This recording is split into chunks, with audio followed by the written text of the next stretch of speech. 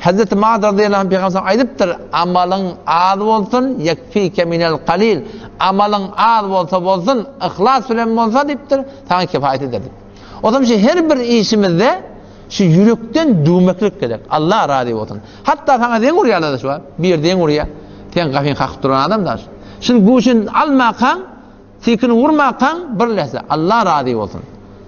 Her bir etýän işinde fakat Allah razı olsun. Şu adacık amalla Peygamber aytıptır, sana kifayet etýärdir. Emma kän amal wa beterken, kän harz edipdir, kän dile barlyk edipdir, kän onun sunumuna barıp aran dogurlapdyr, dawalar dogurlapdyr, algy belgiler çödüpdir. Emma näme çim edipdir? İhlas ýok. Hudaý diýse diýe, halkda wa gapdalyna. Halkda palan diýsin, musulman dogusunda sogap ýok, görýär. Allah Taala fakat ihlas bilen kabul et. Dine Allah razı bolsun diýip barahim yürekde düğmeli.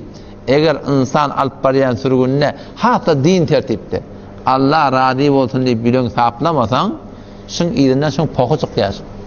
Şuň ýerinden pokun çykarýarlasyň goýaňa. Sen nämeniň belletýär musulmanlar açyk görüň şey.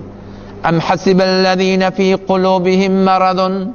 Aya ol bir erkekden alary ki yüreklerinde meriçilik bardy. Yüreklerinde meriçilik bardy. Allah yukhrijallahu adghanahum.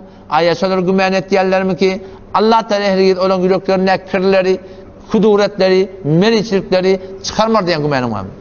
Eğer sahip bolmasaň alyp barýan tertibinde hetmin yüze çykýar musulman dogul. Bir bername gurulýar, bir tertip gurulýar, bir ittifak düşýär, bir agym dönüm bolýar, bir müşkilatlar getirilýär, inälekem teňşitde ihlasyn belli bolýar.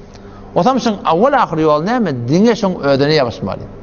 Diňe ödüne ýabyşyp da ödü bilen bolsak inşallah hem dünýämiz abad bolsun bereketli, hem ahiretimiz abad.